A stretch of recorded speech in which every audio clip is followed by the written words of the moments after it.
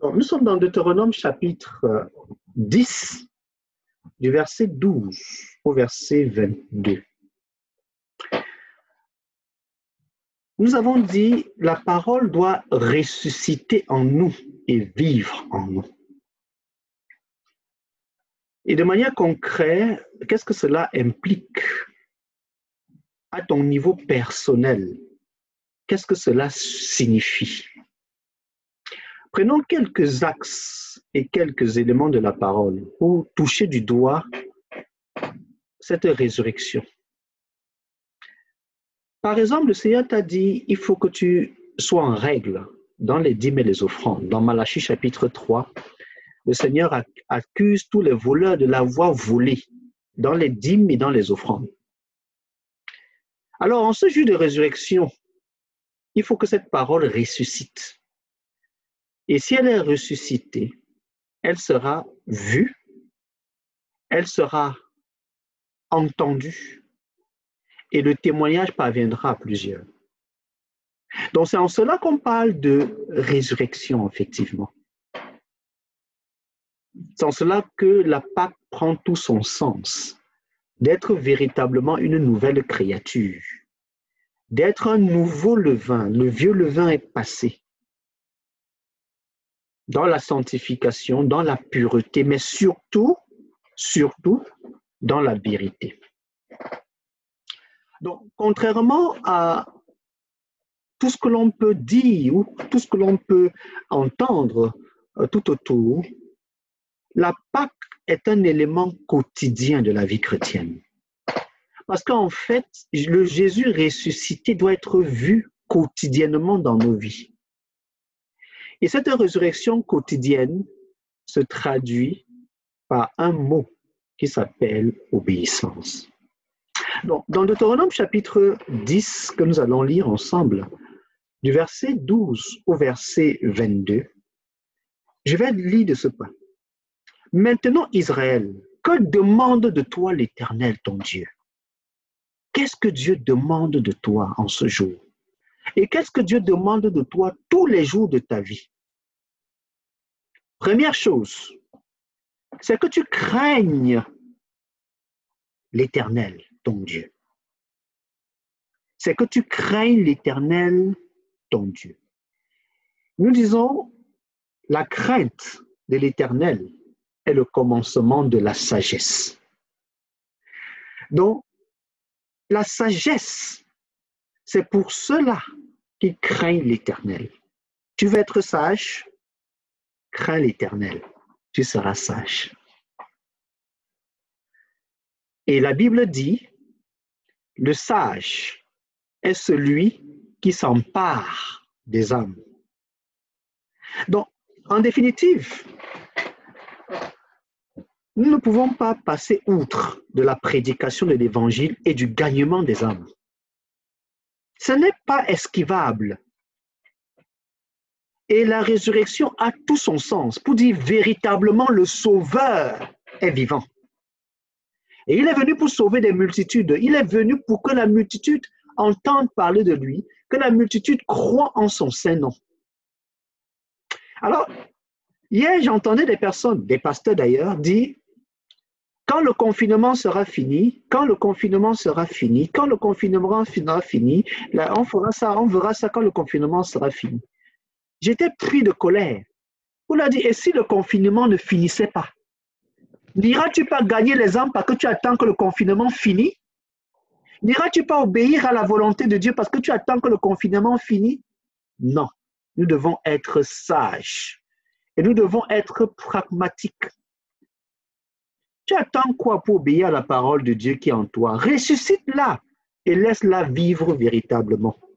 Si Dieu t'a appelé à prier, pourquoi n'as-tu pas mis l'obéissance en œuvre? Le jour est venu que cette parole ressuscite en toi. Quand Christ a été ressuscité, les saints l'ont vu, les tombeaux se sont ouverts. Ouvre les tombeaux et que les morts qui sont en toi, en ce qui concerne la parole de Dieu, soient vivants et ressuscitent. Et ressuscitent. Quand Christ est ressuscité, les tombeaux étaient vides. La grotte était vide. Libère les captifs de ton cœur, ceux-là que tu as tenus en captivité dans ton cœur et dans ta vie. Celui que tu as décidé de ne plus appeler, de ne plus écrire, libère-le, libère les prisonniers. C'est ça la sagesse, la crainte de l'Éternel. Deuxième instruction, afin que tu marches dans toutes ses voies. Et dans cette deuxième instruction, le mot « toutes » attire notre attention. Donc, pose-toi la question suivante. Herman, y a-t-il une parole du Seigneur à laquelle je ne suis pas en train d'obéir?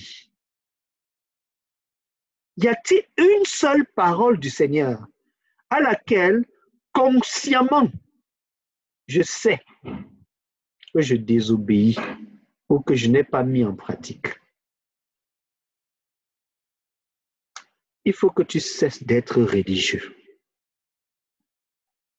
Comme notre sœur disait, les prières religieuses, alors que des fois, il faut juste commander à l'ennemi de partir. Il faut que tu cesses d'être religieux.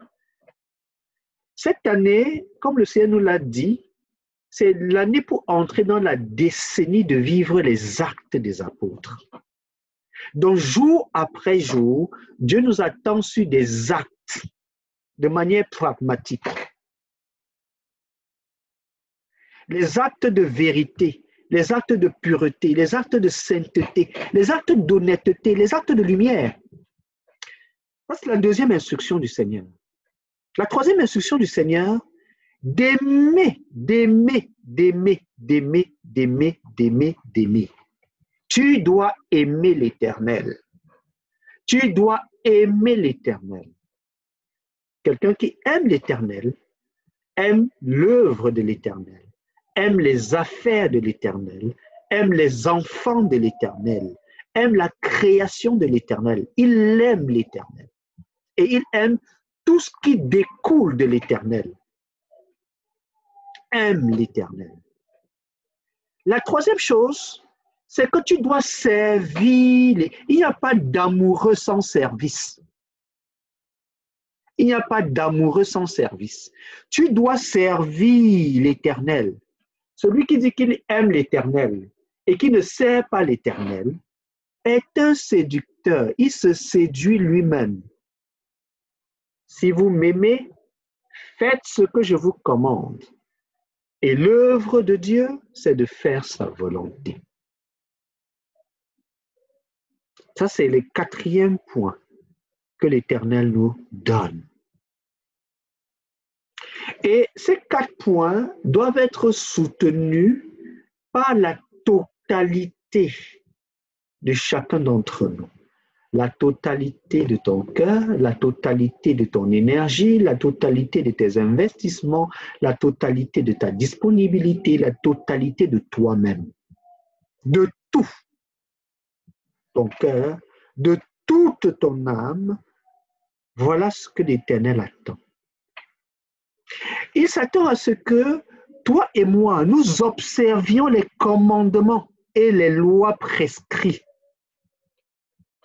Commandements et lois prescrits pour notre bonheur, afin que tu sois heureux, afin que je sois heureux. Afin que je sois heureux. Le bonheur se cache dans l'obéissance à la parole de Dieu.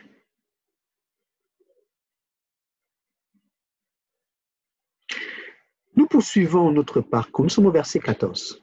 Voici à l'Éternel ton Dieu appartient les cieux et les cieux des cieux, la terre et tout ce qu'elle renferme. Cherchez premièrement le royaume et la justice de Dieu, et toutes ces choses vous seront données par-dessus tout. Vous voyez que on a commencé par nous dire dans la parole que nous lisons dans Deutéronome chapitre 10, là, du verset 12. On commence par l'Éternel. 1. Pour le craindre. Pour le craindre. Pour marcher dans toutes ses voies. pour l'aimer, pour le servir, pour suivre ses commandements, ses lois, ses prescriptions, et on est heureux. Maintenant, les autres choses viennent après. C'est ça qui est magnifique. Alors on dit, à l'Éternel appartient les cieux des cieux, la terre et tout ce qu'elle renferme. Que la parole ressuscite en toi. Que la parole ressuscite en toi. La terre et tout ce qu'elle renferme. Et c'est à tes pères seulement que l'Éternel s'est attaché pour les aimer. Et après eux, c'est leur postérité. C'est vous qu'il a choisi d'entre tous les peuples, comme vous le voyez aujourd'hui. En aimant l'Éternel, en le craignant, en l'aimant, en le servant, en suivant ses préceptes, ses lois, on est heureux, mais aussi on sécurise notre postérité à être aussi heureuse et à voir l'Éternel comme son Dieu. Parce que l'Éternel l'a choisi, nous a choisi et nous le voyons et on doit le voir. C'est en cela la résurrection. La résurrection, c'est quelque chose de visible. Elle n'est pas théorique. Tu viens et le tombeau est vide. Et il est su, il est connu que Christ est ressuscité et que la parole vit pleinement en toi. Pleinement. Vous circoncirez votre cœur et vous ne raidirez plus votre cou. On parle de circoncision de cœur et de raidissement de cou pour des gens qui sont têtus, qui sont désobéissants, qui sont rebelles à la loi, à la parole de l'Éternel. Quand une personne était désobéissant, rebelle à la loi de l'Éternel, on disait de lui qu'il a le cou raide. C'est-à-dire, tu ne peux pas l'incliner. Tu veux l'incliner, il redresse le cou. Il refuse que le cou s'incline. Alors on disait qu'il avait le cou raide. Et Dieu dit, n'aie plus le cou raide, n'aie plus le cou raide, n'aie plus le cou raide. Que ton cœur soit circoncis. Que ton cœur soit circoncis.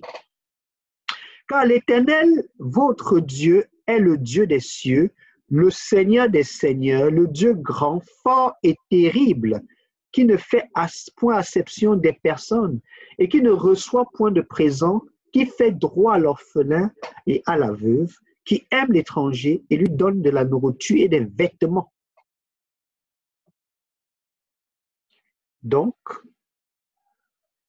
confinement ou pas confinement, nous devons prêcher l'évangile et gagner des hommes. Nous devons prêcher l'évangile et gagner des hommes. Parce que Christ est ressuscité, bien-aimé. Christ est ressuscité. J'aimerais te lancer un challenge afin que, au mois d'avril, que tu organises une session avec tes amis au travers duquel l'évangile sera présenté. C'est une thématique que tu choisirais. Nous nous rendrions disponibles pour venir te soutenir et prêcher l'évangile avec toi. Nous pourrons mettre à ta disposition un lien comme celui-ci sur lequel tu es connecté aujourd'hui, qui pourrait permettre à tes amis aussi de bénéficier de ce temps de partage et surtout d'évangélisation. Ça peut être un temps pour répondre juste à leurs questions. Ils sont troublés, le monde est troublé, le monde essaie de comprendre ce qui est en train d'arriver. Et toi, en tant que chrétien, tu as les réponses. Nous avons les réponses, j'ai les réponses. Nous devons fournir ces réponses au monde, en commençant par notre environnement immédiat. Il y a urgence. Il y a urgence. Peut-être tu planifiais toutes tes opérations et tes actions après un certain temps. Tu n'as pas ce temps-là. Et ce temps-là risque de ne pas venir.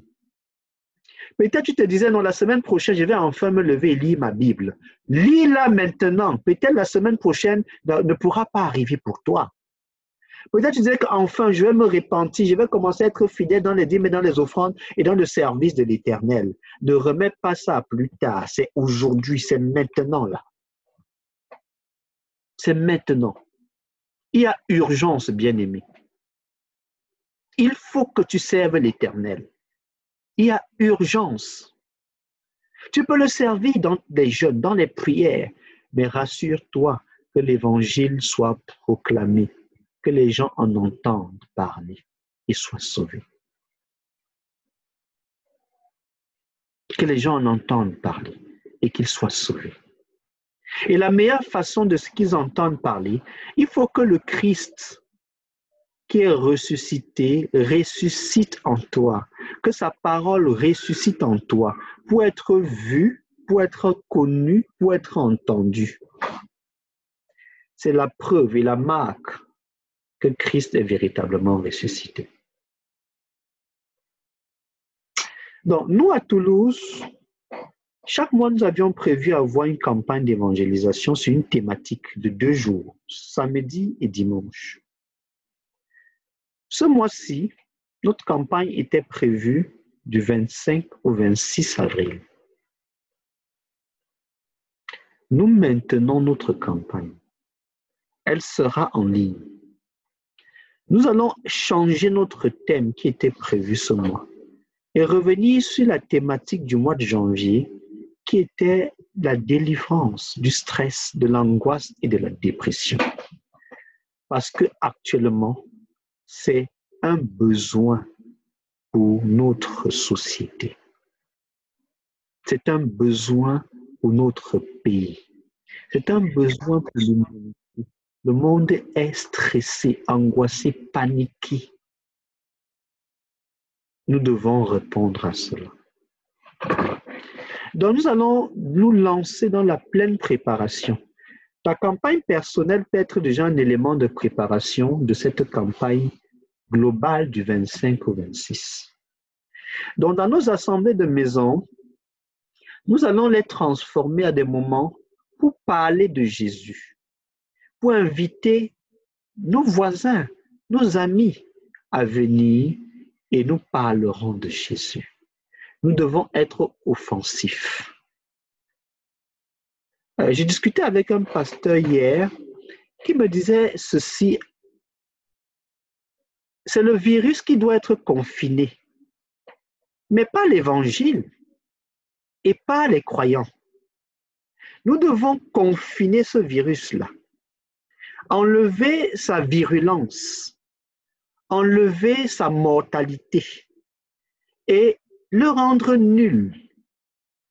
Mais nous ne pouvons pas nous permettre, et nous n'acceptons pas, de confiner l'évangile. Tu as longtemps confiné l'évangile dans ton cœur. Quel égoïsme! Tu as longtemps confiné l'évangile dans ta bouche. Tu fermes la bouche.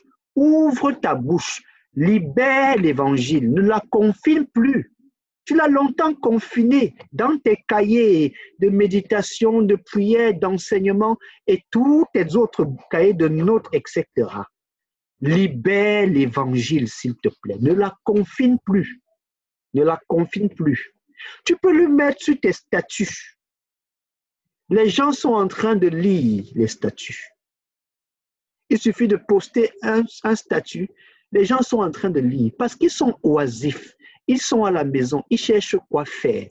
Occupons-les avec l'évangile. Il y a du boulot dans l'évangile. Il y a du boulot. Donc, il y a urgence, bien-aimés, pour que l'évangile soit libéré. C'est dehors que ça se passe. À travers nos mails, à travers nos appels, à travers nos SMS, à travers nos réunions virtuelles comme celle-ci, à travers toutes sortes de possibilités que Dieu peut t'inspirer et mettre sur ton chemin, utilise ça pour libérer l'évangile. L'heure est très grave parce que le Seigneur est en train de parler. Le virus est un messager de Dieu qui est en train de passer un message pour dire « Réveillez-vous, revenez au Seigneur ». Il ne faut pas que ce virus parle plus que nous les vivants qui connaissons ces choses. Je refuse de me taire je vais ouvrir ma bouche et parler de Jésus. Plus qu'on ne parle de cette saleté de virus. Donc, il y a urgence. Tu peux commencer dans ta famille, dans le groupe familial, et là, donner un lien comme celui-ci pour vous voir. Ce sera la communion fraternelle familiale, mais aussi pour leur parler du Seigneur. Tu peux les amener à parler d'autres choses que du virus en ce moment. C'est ce que j'ai fait cette semaine, de prendre ma responsabilité et de suggérer une autre thématique que la thématique du virus. On peut parler d'autres choses. Toi aussi, tu peux le faire. Et tu dois le faire. Donc, le Seigneur nous invite, dans le verset 20, tu craindras l'Éternel ton Dieu, tu le serviras, tu t'attacheras à lui et tu jureras par son nom. Tu craindras l'Éternel ton Dieu, tu le serviras, tu t'attacheras à lui et tu jureras par son nom. Il est ta gloire, il est ton Dieu. C'est lui qui a fait au milieu de toi ces choses grandes et terribles que tes yeux ont vues. Alors, qui va répondre à cet appel du Seigneur aujourd'hui? Qui va répondre à cet appel du Seigneur aujourd'hui? Vas-tu répondre à l'appel du Seigneur aujourd'hui?